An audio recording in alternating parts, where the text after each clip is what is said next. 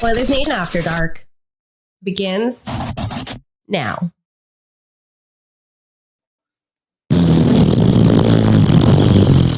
Hello, everybody, and welcome to Oilers Nation. After Aaron smashes the panic button, I saw it in the chat. There it is, folks. I'm hitting it. I'm freaked out. I'm not having a good time. I don't think anybody in Edmonton had a good time watching that game today.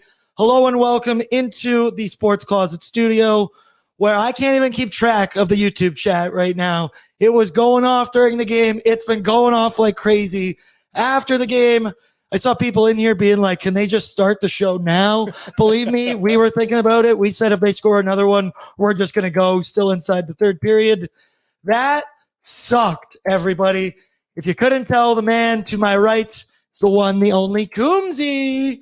How we doing, Coom? I'm not doing my best, Aaron. I'm not having the best time. I came here on a Saturday afternoon fully expecting the Oilers to beat the Nashville Predators, as they always do, and for the first time since October of 2018. 5 years, The Preds beat the Oilers in overtime. I came in here on Saturday expecting a win. It didn't happen. I'm not having a bad time because I'm hanging out with you guys, but yeah, I'm not feeling good.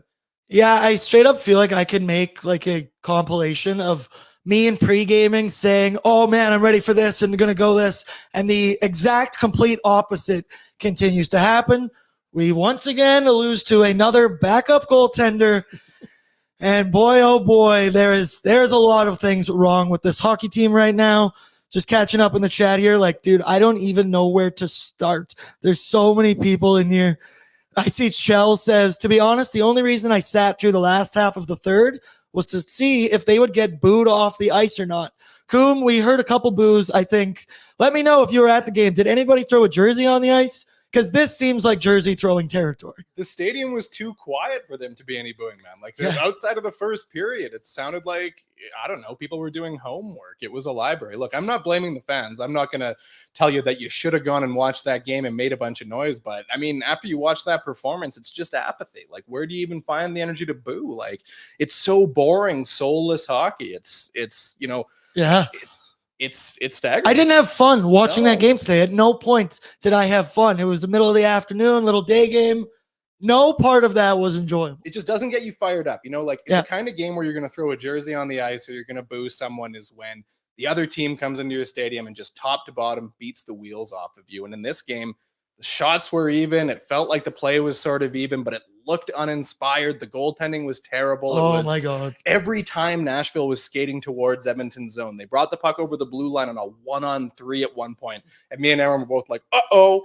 And it's like, this isn't even a scoring chance, and we're worried about the Preds scoring. And that's what the whole game was like. It was pretty much entirely that. Once again, we are joined by Gavin again today. He is behind the camera. Gav, thoughts, feelings after that one? No good. No good, boys. Absolutely no good, like you guys were just mentioning too. Panic button is now engaged with this hockey team. We can't drop the 2-7-1 on this start. Like, we were kind of looking back. When was the last time the Oilers started this bad? So the panic button is indeed engaged. Coom, when was the last time we started this bad? You were looking it up? This is the worst start in the McDavid era. So they're right now 2-7-1, and in his first season, his rookie year in 2015-16, they started 3-7 on the year, 3-7-0. So this is even worse than that. This is worse than Connor McDavid's rookie season. This is the first time since the pre-McDavid era they've had a season like this. Atrocious, we're talking man. Decade of darkness stuff here. Yeah, Absolutely we called it atrocious. before. We called this a must-win game. A game, man, I feel so stupid. We're going through the lineup there, and I said, wow, this really feels like a who's who of for their team there. And then what do you know? They show up. They're able to show out. Ryan O'Reilly has a great game. I think the main point of conversation, it has already been in the chat, and it will be, was Jack Campbell. COOMZY. I just got a text. I just got a text from Patrick. Shut up, Pat. He's not producing today. But he just said, my confidence level is at 0 for Jack Campbell. Coom, thoughts, feelings on his performance today? And I don't even know where to start. Do we bring out the trade talk? We'll get into that in a moment. The wave talk, the send out. Like, it's just not going good for Jack. He is fighting it. Yeah, to give people a preview of where this conversation is going to go. We spent a lot of time on this game looking at cap friendly. Definitely.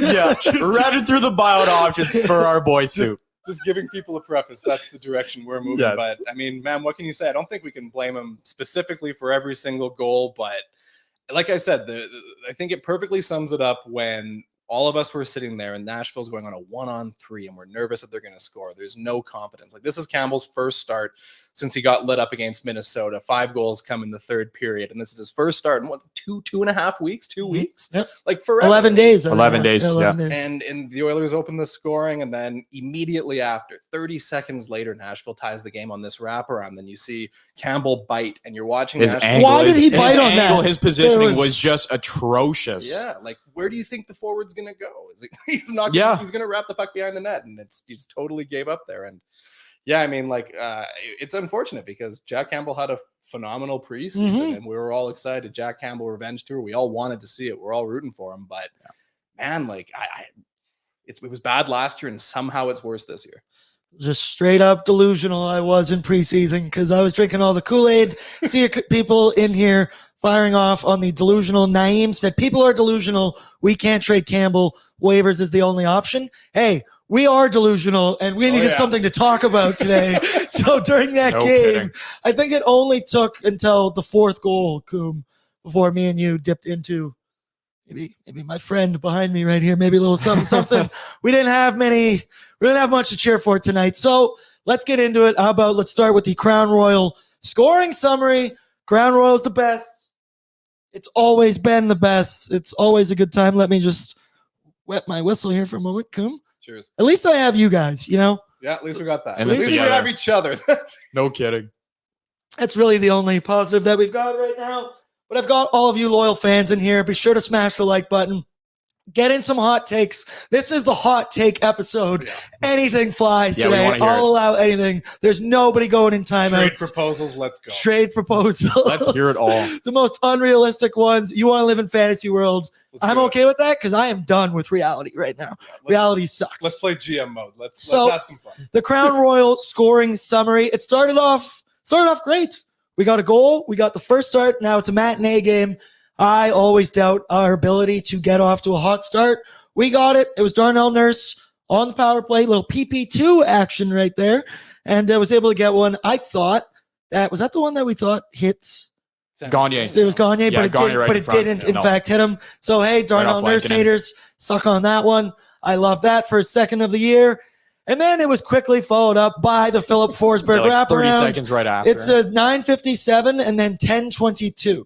So I'm no mathematician. That's 25 seconds after. They couldn't even get the goal call in the arena out by the time he buried that one. Could you imagine that's the first goal of someone's career? Like, imagine if Raph Lavoie scored there. They're announcing his first career goal. Nashville scores immediately later. That'd be good. And then it continued on. Second period, Ryan O'Reilly got one of his many goals this evening. Didn't see that one coming. Before the game, we talked about that their top line didn't think necessarily matched up with ours. Well, boy, am I wrong on every one of these shows, because I thought they severely outplayed our top line. But on that second goal, I thought Campbell had fine positioning. He made the first save. O'Reilly was battling with Darnell Nurse. It was just really bad timing. They both hit the ice as he gets his stick on it, able to get it in there. I'm not super mad at Jack Campbell for that one. He did make the first stop. Rebound control could be better. But hey, it is what it is. And then it really started to unravel. So it was 3-1. Ryan O'Reilly scores again on the power play. It was Evander Kane took a high sticking penalty. Penalties, once again, was a theme today. There was a too many men that we took as well that just infuriated me to my core. That really sucked. Nashville PP capitalizes with O'Reilly there. Then, hey, the Oilers got on the board. We got our second goal from Zach Hyman. Little tip job in front of the net. Mr. Consistency right there. Even at that time, like, we were jacked up. We got a goal. It just didn't feel right today, COOMZY. Yeah. It just felt off. Would you agree with that? Yeah, the vibes always felt kind of weird. It was as soon as they scored that first goal, and the Nashville evened it up immediately after. The vibes were just sucked out. From there, it was hard to feel good after that. Yeah, I see number one fan in here says he scored 2 in a row. 1 counted. Yeah, that was an ugly one. I mean, honestly, I don't remember what goal that was. It's too hard to keep it. Was that O'Reilly's last one? Yeah, that was his last one. Yeah, that was and to his be hat-trick honest, goal. I would rather Darnell Nurse scored that on our own net because the chaos that ensued afterwards, Jack Campbell couldn't get his stick back in his hand. You made that sound while it was going on. It was actually quite hilarious. I laughed pretty hard. But sorry, so that was their 5th goal. Now I'm getting all out of track here. 4th goal for the Preds was Thomas Novak. Gets in the slot, rips one. Once again, Gavin. He said he was my player to watch. He was once again against the Preds, and he came through tonight. He's good. Sure. He is a good player. He's a very good player. I don't want to be complimenting other players on a night like today. Today was supposed to be very positive. And then, of course, the 5th one there was the absolute chaos in front of the net. I wanted that game to stop right there. We said we wanted to go live. It was just painful to watch that go down. Coom, we were talking about this as well. So you were like, oh, there's still a fair amount of people in the building there. You said, are kind of you're a fan of leaving a game early, right? Yeah, I'm that guy? I'm a beat the crowd kind of guy. Yeah. I like hearing, especially when there's a win, hearing the crowd when you're walking out. It's like walking out from an explosion. It really is. You know what I mean? Like putting the sunglasses on, Miami Vice style explosion behind you. Yeah. Yeah, Gavin, we did that for the Heritage Classic. Well, yes. We were pretty much standing outside in the Uber line right when we heard all the chaos come down. I see everybody in here. Sadistic Angel, nice name, said, so frustrating. Yep, Dacky, if the Oilers wanted to puck watch, they should have at least bought a ticket. Yeah. Classic one right there. Ryan S. says, is this coaching or is this the players? Keeping the Oilers record updated at the office. That's so sad. So sad. So sad. No one saw this coming. No, I mean, Koom, yeah, let's kind of start to break it down here. We'll get into the good, bad, and the oily just a second. What went wrong for the Oilers tonight, Koom?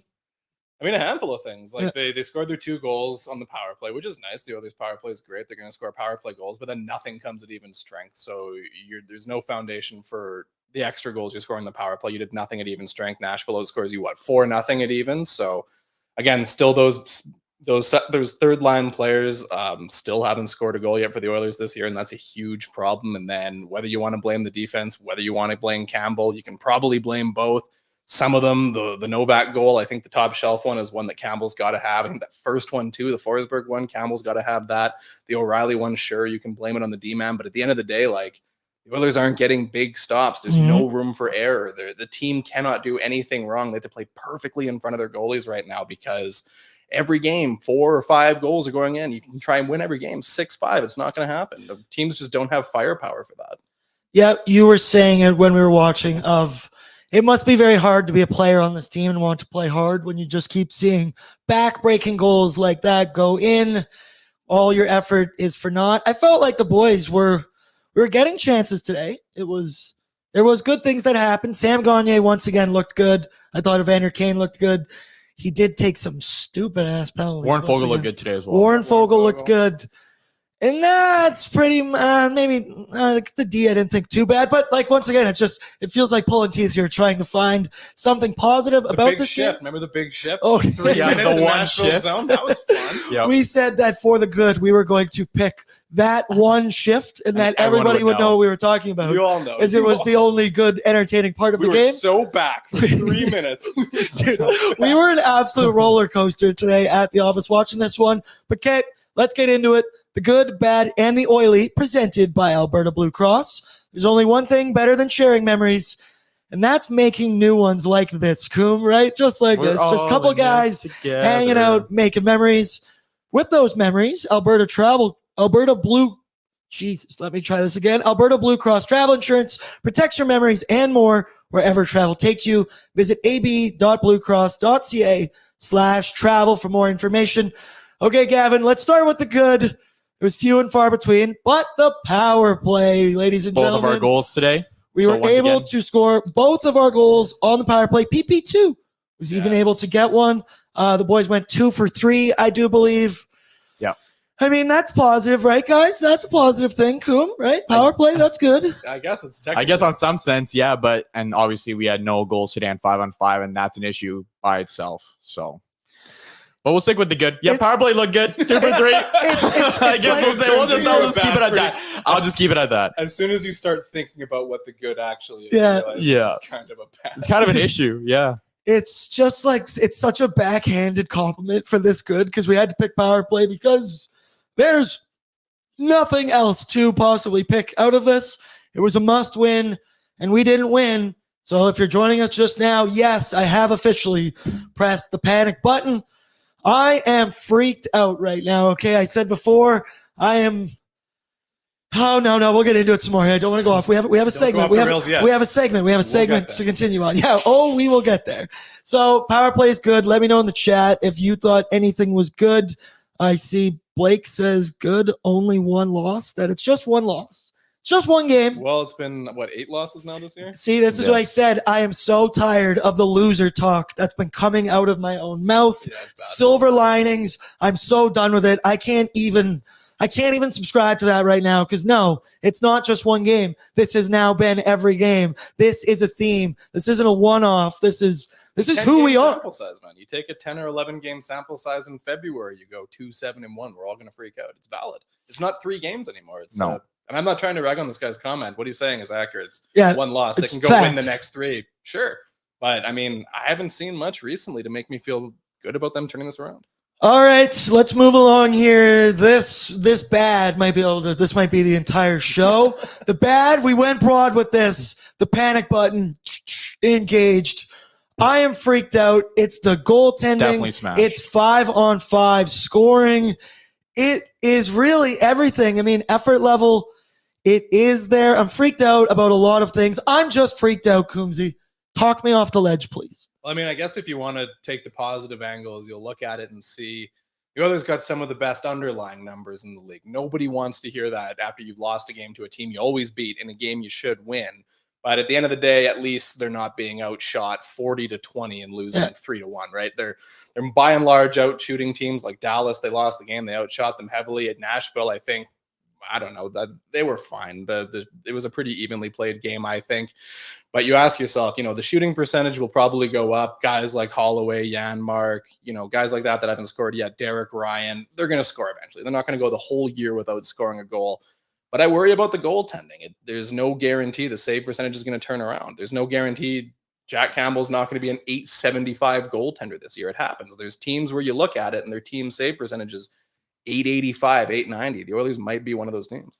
Jack Campbell just looks like a shell of a man right now. He just looks lost, scared. He's like a scared puppy out there that you just don't trust. And it's, who said it right here? Engra. Effort, battle, massive errors. Yeah. It's baffling. For me, I mean, maybe even not as much today, but it's the massive back-breaking errors. It's a Jack Campbell playing a wraparound like that. Like, you just get the momentum back, snapped in half. Like, there's nothing you can do. Once you start to get a little bit of momentum going, it feels like there's always something. Maybe it's a dumbass penalty. Maybe it could be any number of things. They just continue to keep happening. Gavin, what are you most panicked about? It's definitely like what you guys have mentioned already. It's goaltending. It's goaltending. This team cannot succeed with the goaltending that the Edmonton Oilers are getting at the moment. Stuart Skinner has been below average. Soup, as we've seen today, is just not good enough. This goaltending on his team just flat out is not good enough to win hockey games going forward. Yeah, so you know what? Here, let's get into this right now. I see somebody put this in the chat here. Hey, Mainlander Tim said, Tobias Reeder says hi. Yeah, that's a good point. To be fair, they could absolutely go the entire year without a goal. That made me laugh very hard. So thank you for that, terrible memory. I need a laugh. If I don't laugh, I'm gonna cry. So this is straight up here. But Ugramal, I don't know what that name is, says time to buy out Jack at 1.5 mil and use that 3.5 to get something working. Coom, we looked at this during the game today. I think you've got your numbers right there. Explain to me, I hate that we're at this point, but you got to ask the question. You have to think about it. What is the reality of buying out Jack Campbell look like? Yeah, so we're in the second year of the 5-year, $25 million buyout, and it's one of those ones that it's kind of a weird buyout. It has some ups and it has some downs. The one thing to look at for the Oilers is that for 2024-25, it would be quite advantageous. It's a $1.1 million cap hit, so a $3.9 million savings, I guess, to go out and get your other goalie. But after that, though, 2025-26, 2.3. After that, 2.6. And then it's 3 years at 1.5. So if you're doing this, you have to have a plan for 2024-25 that works. because this is a buyout that you don't want to deal with in the 2 years after that. Gavin, can you create a YouTube poll in there and Sure. ask the people what they would vote when you know that those are the underlying numbers, right? So that's the reality of what's going to happen for the next several seasons. I'm very curious. I think I know what the answer is going to be in this chat. It's 98% yes, 2% no. But I'm very curious to get your guys' opinion. I'm not fully there yet, but you have to ask the question and you have to think You're about it. You're definitely considering it at this point. At this point, I saw people throwing it in the chat before, talking about bringing up Rodrigue.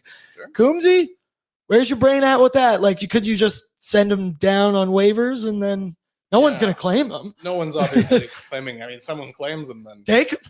Cool. Like, Please, thank you. Sure. So, I mean, that's obviously not going to happen. And then, of course, you can't bury a full contract in the AHL. So I think it's league minimum plus something. It's around like 1.25 mils you can bury in the AHL. So they put that contract down and it would give them the room to call up Rodrigue, of course. So you can give that a go. But are you going to put your fortunes on a rookie goalie with no experience? I mean, it's happened in the past. Jordan Binnington. We were talking about Jordan Binnington. St. Louis, think even Stuart Skinner last year for the Oilers, of course, there was no expectation he would have had such a season, but he was their second MVP last year pretty much. So, I mean, you never know, but I would be surprised if it happened. Jordan Coop in here says, Rodrigue is crushing it in Bakersfield. He has a 9.65 save percentage. Couldn't be worse than any of our goalies now. Hey, all offseason, I said Jack Campbell can't be worse than last year. And boy, were we wrong. Boy, man. look at me right now. Challenge accepted. Jack heard that and was like, oh, you think so, buddy? You think so? Okay, let's see this. I see people in here. Maynard asked, is Pickard healthy? I don't exactly know. I'm not really up to date on my AHL stuff as much as I should be. That's my Bruce Kurlock right there. That's his go-to right there. Bruce in the mix with us now. I call up Bruce. Let's It's go. only been 5 games in Bakersfield, so it's hard to draw conclusions. Yeah, exactly. Maybe Pickard. Yeah, everybody in here. The panic button. Let me know in the chat if you're panicked, if you're freaked out, and what you would do. Because with COOMZY, we talked about this. With the team so stuck to the cap where you are, we're even playing today down a man. There are not many moves that you can make. You are very handcuffed if you're Ken Holland and the Edmonton Oilers. Yeah, man. You look at the Oilers roster right now, and I need a drink. After the move they made yesterday, they send Broberg down so they can call up Raph Lebois. And their roster now is 13 forwards, 6 defensemen, and 2 goalies. And they have $400,000 in cap room, so they can't call anybody else up. And you have 2 forwards that are hurt. Connor Brown's hurt right now, and Matthias Janmark has an issue as well. So you're essentially at 11 forwards, 6 defensemen on your roster of players you can play. And I mean, you're going to play again on Monday in Vancouver, and you can't bench someone because there's 17 players on your roster who can actually play. So the challenge of being this cap team that never has the flexibility to call anybody up or shuffle players up and down, have 3 guys on the bench, is think of how exhausted your team's going to be. Is even after a game like this, you take the L against Nashville, like you only had 17 guys on the ice skating around. You have to go play again right away. The exact same group. So, I mean, I don't know what it's going to be, but I think if you're Ken Holland, you have to figure out a way to move some salary cap around, move some contracts so that you can have a bench that has 2 guys. Do you think it could be a complacency issue as well in regards to that? Yeah. Because you know that you're going to be the lineup play next game no matter what happens, Like, who right? cares if So I think players are getting overly complacent at this point. Yeah, exactly. Like, who's going to get benched next game? What are you going to do? Send someone down, call someone up? It's not going to happen. It's the same group. Adam Ernie season, baby, bring him back. Like, I mean, even after that, like he skated around and did public skating cardio for a few games and still continued to suit up in games. They don't have many options, and that's the disadvantageous part about being so close to the cap. And I mean, I can cut Ken Holland some slack because no one expected the COVID season and no one expected the flat cap forever. But man, it's the reality of the situation we're in. So yeah, but he's lost so many contract negotiations. There's so many players who are just slightly overpaid that you just wind up with these problems. Yep, and problems we do have. This chat is absolutely firing right now. This is nuts. Scotty, our defensive play is what's worse than last year. Marco Skinner has been shaky as well. Sample, time for an oil change. I agree, like it's the classic, what's the definition of insanity? He's doing the same thing over and over. I'm starting to feel pretty insane right now with how this has been going, so I don't have any answers. I'm just a guy in the chair on YouTube, so I don't really have much management experience. but something's got to give. Let me know in the chat what you think that should be. Mark says Campbell on waivers, then trade Skinner. I'm not trading Skinner right now. He's the only mediocre goaltender we have on this roster. Colton moved to Houston, revived the Houston Oilers. If they were wearing powder blue uniforms, you'd at least have to consider it because those UDs are absolutely sick. Both goalies got to go from Kelvin. Get Talbot back. All right. Now we're just getting ridiculous. That was a weird one. Where's he playing now? LA. LA, yep. He's actually having a good year. Yeah. Well, maybe that's not ridiculous. Brandon, anyone have Matt Berlin's number? Tyler definitely does. Call him up. Bring him over here. He's busy tonight. He'll be at the U of A. But come on, Matt. We'll see you Monday. See, that's another thing I'm worried. I know we're still in the bad here, but like we just said, the complacency thing, it's going to be the same roster that goes again on Monday. We're going to be playing a wagon of a team in the Vancouver Canucks right now. Yep. My confidence level is near the floor. Gavin, where's yours at? Yeah, exactly like you just said there too, AB. Like confidence it's an all-time zero at this point. We're 2-7-1, and I'm tired of people talking about that we should be winning these games. We should be winning these games because honestly, we have not seen it yet. We're not a good hockey team that people are making us out to be right now. That is just not the case. Yep, I see Kelvin in here said it's nice hating the Oilers and not getting booted like last year. Thanks, guys. Hey, I said anything goes today. I will allow anything We're right to chat. There with you, man. Everybody needs to vent, and you know what? Hey, I'll let you go nuts. I'll be a punching bag too if we need. But okay, let's move along to the Oily. This one kind of wrote itself, and then once again, classic Jay Woodcroft fashion. Raph Lavoie only played, 5 minutes on the ice? Yeah, Raph debut, kind of? Yeah, kind of. He looked good out there in moments. I did not notice or realize how big of a human being Raph Lavoie is. That guy is tall as hell. He's got some size to him. Not a ton of bite, but once again, he was only out there for so long. The rookie lap without a bucket. That's sweet. You always got to love that. The look. Is Raph Lavoie number one for best hair on the team? I would say so, yeah. I think now Gina said it could be Stuart Skinner. I don't count goalies because he's in a helmet and I can't really see it all the way. And he doesn't get the wind flowing with his locks like Raph Lavoie does. What did you think of Raph today? I guess everybody in there. We're in here again. Shell says Lavoie was getting like 10-second shifts. LMAO. Yeah, it was really weird. Kennedy says that's the only thing that's going to help right now. Oh, she asked for a root beer, Coom. She asked for a root beer. Yeah, my root beer. Sim says he's panicked. Yeah, I think everybody's panicked in here. What is the result on the poll? Should the Oilers buy out Jack Campbell? 69%, nice, is on Jack Campbell getting bought out. Oh, 68%. Oh, no, damn it. Wait till it gets back and then stop the vote. I'm ending it. Oh, I might have got it at 68. Oh, that's brutal. But, yeah, it was Raph Lavoie. Is there anything else that was kind of oily that stood out to you? I said, once again, somebody let me know if anybody threw a jersey on the ice. I feel like that's the kind of game that would happen, especially in a day game. How about the song? Yeah. Oh yeah. Tell them about the song, Coom. Can you play it for 1 second? Let me find it. There was we remembered and it was on constant loop. We had the Oilers goal song from like the Skyreach Center. Now you got to end it for coffee. Now we got to end it. We're gonna get this thing. That kept the vibes high in the office during this game. If you guys don't know what the song is, I'm sorry. We can't help it. So that was the best part of the game. Is we played that for the vibes. It was like for 40 straight minutes. I think we had that song. Oh, longer than that, I think. Yeah. I found an hour-long loop of the song on YouTube, and I played it full once and went back and started again. So we had it on for over an hour. Yeah, that song is lit. We were talking about our favorite goal songs because I think the Oilers have a great one. I think the Blackhawks have a great one. And then we went a little bit down memory lane. You could tell where our brains were at during this game. We needed something to focus on besides crying or fighting each other. And Crown Royal is in our system. So, hey, look out, buddy. But that does it for the good, bad, and the oily presented by Alberta Blue Cross. And then that means that we're going to move along to my DoorDash hot and cold performer of the game. Thank you, Gavin. For a limited time, our listeners can get 25% off and 0 delivery fees on their first order of $15 or more when you download the DoorDash app and enter code on your screen, all capitals, Nation25. So everybody in here, we all love DoorDash. They're the best. Man, DoorDash from Wendy's, DoorDash from Crown Royal. Ding dong. I think everybody at home right now has earned. You don't want to make dinner. You don't deserve to make. No, you need comfort food, and you need it now. So there you go. What's your go-to DoorDash spot? Are you a DoorDash guy? Yeah, I'm a big Osmos fan. Osmos. Ooh. Love Osmos. Spicy ass Mediterranean food. Okay. Huge fan. Also, fresh sliced pizza.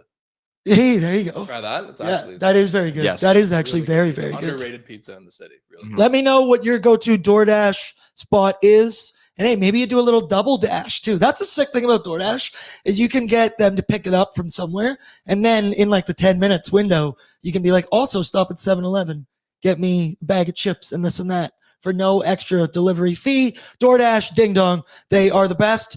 So hot performer of the game, gentlemen.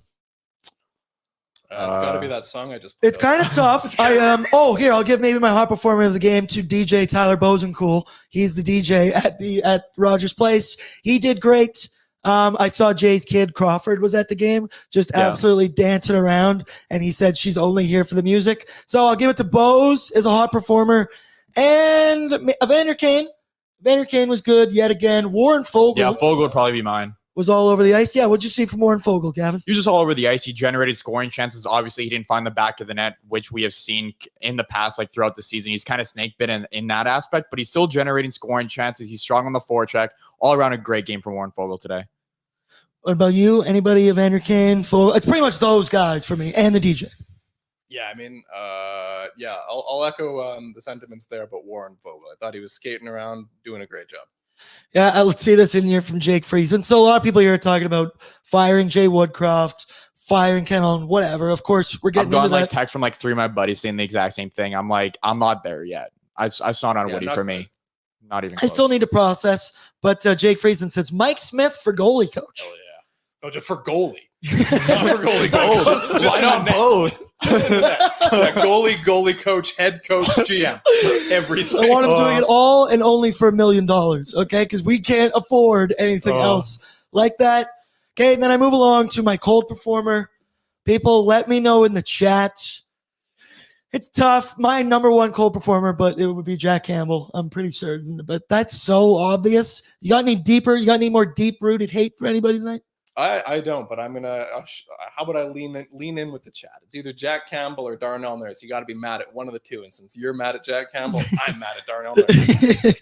I am the number one Darnell Nurse supporter in the world. So let me know. I mean, he did score a goal into our own net today. So, but he also scored a goal. But he also, so I'm no math guy, but those cancel out right there. Yeah, those cancel out. Gavin, cold performer for you? Anybody?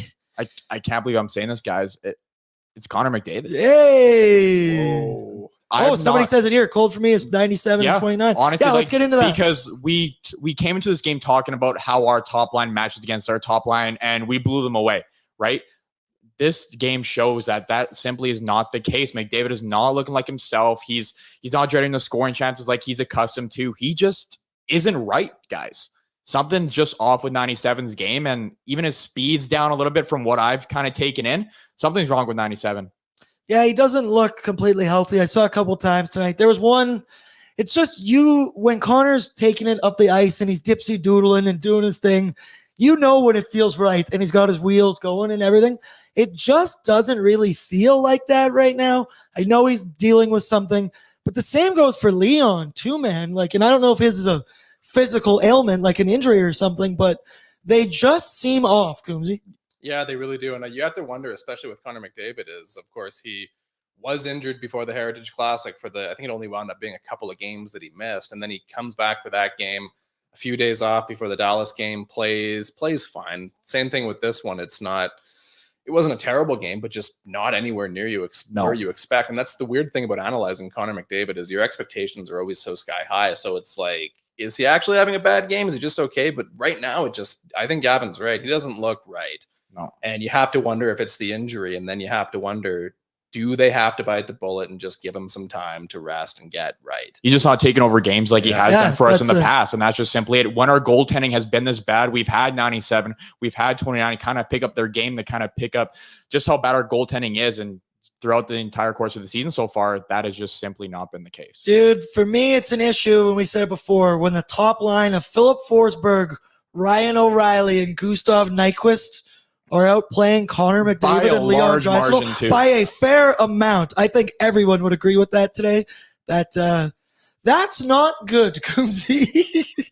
There's a lot of things going wrong. I think that's the key is we can't pinpoint it at one thing. It's not one just thing. Campbell. It's not just Nurse. It's not just this, not just that. They're 2-7-1 for a wide array of different reasons. Okay, I love this chat, and I love this chat for so many different reasons. It's because it never ceases to surprise me or amaze me. I've got a new person we can blame now. Shout out to Chell. Said, wait, didn't McDavid get married over the summer? It's the wife curse. That's right. Lauren Kyle, you are at fault for all of this going on and why Jack Campbell can't play a simple wraparound. Lauren, it's on you. That's right. That makes logical sense. Oh my God. I love it, Chell. I love it. Love We're not blaming it on something. I did say anything goes. Where anything goes. It's true. Anything say that. is allowed. The same thing though for Connor and Leon. It even seems to be applying to PP1 for me.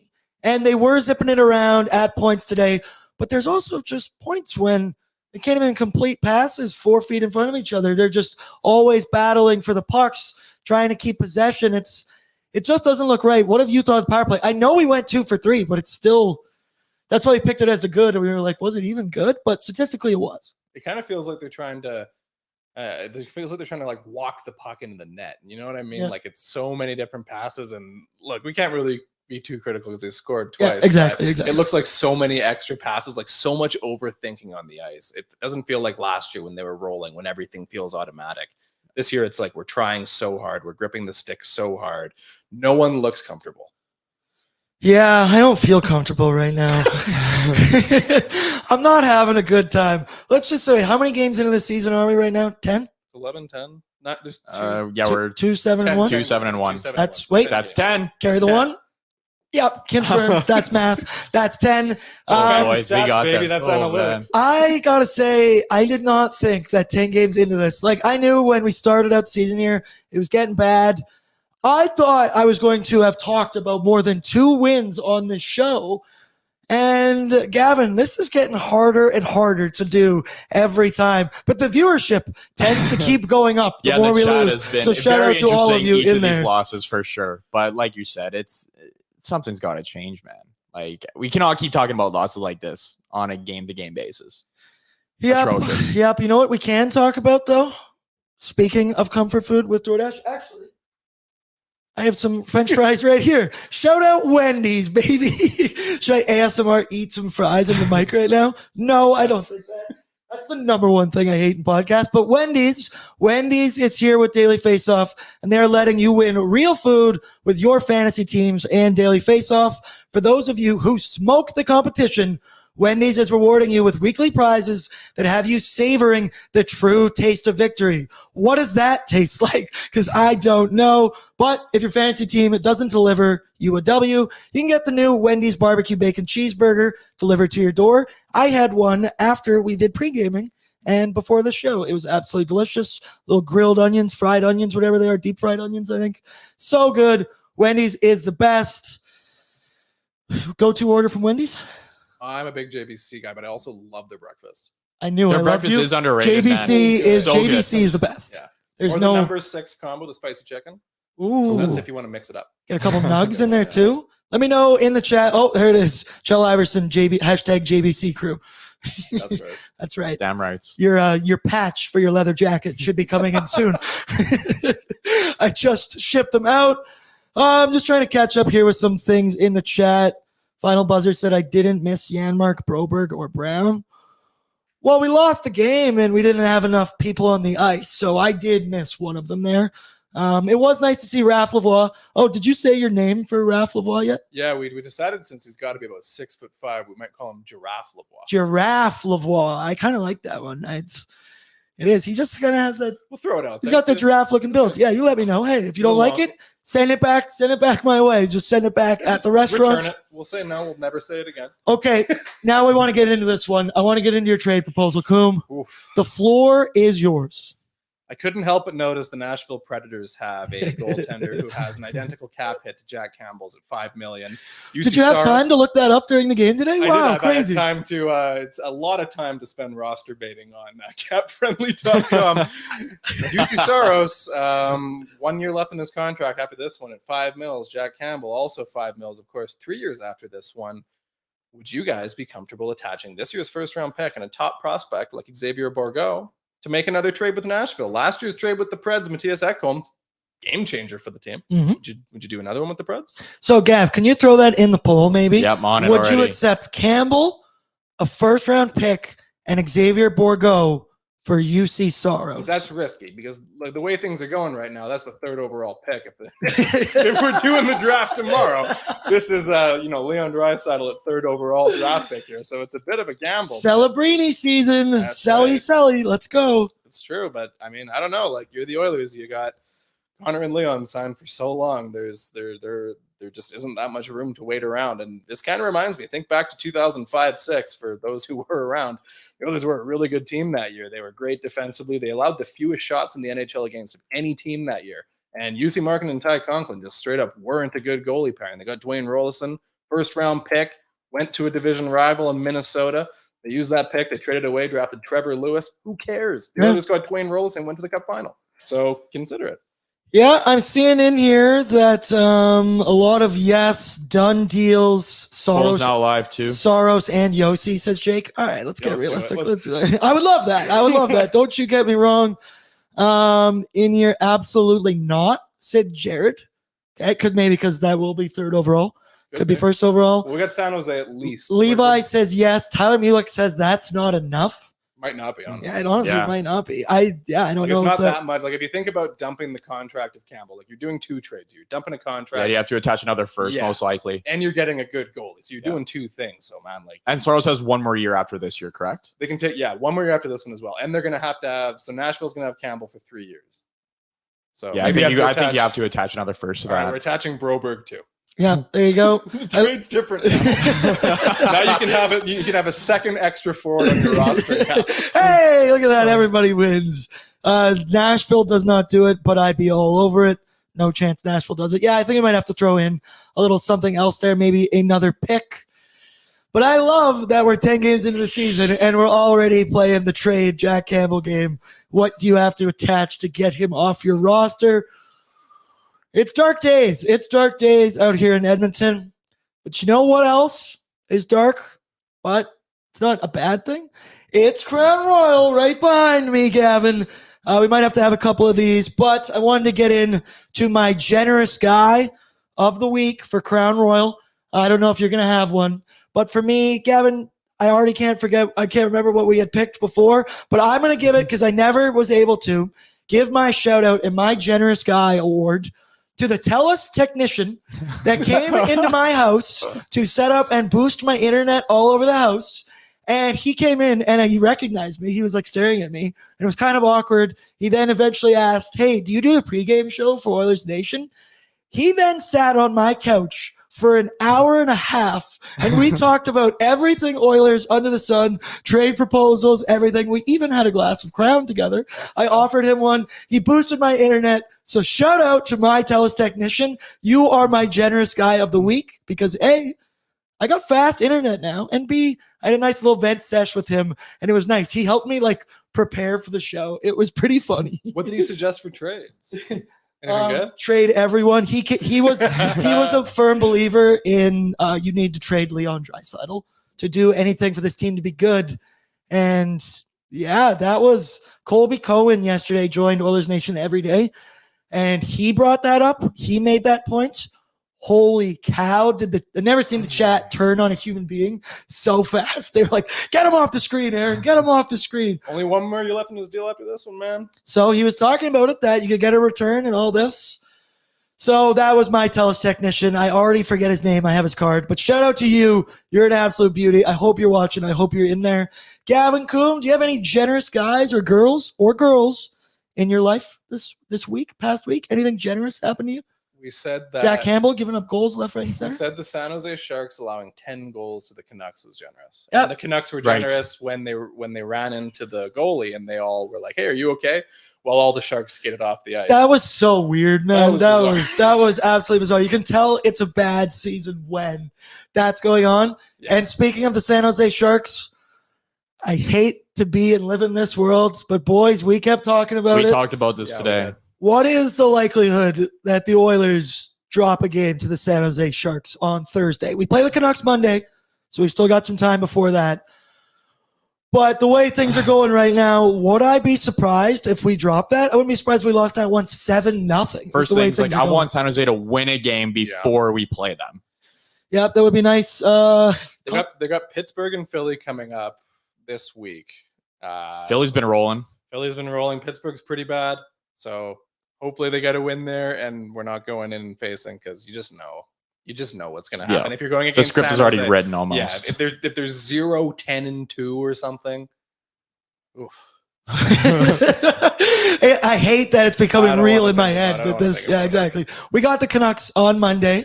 And as I mentioned before on pre-gaming, so Monday, it's going to be a little different one. So it's an 8 p.m. start.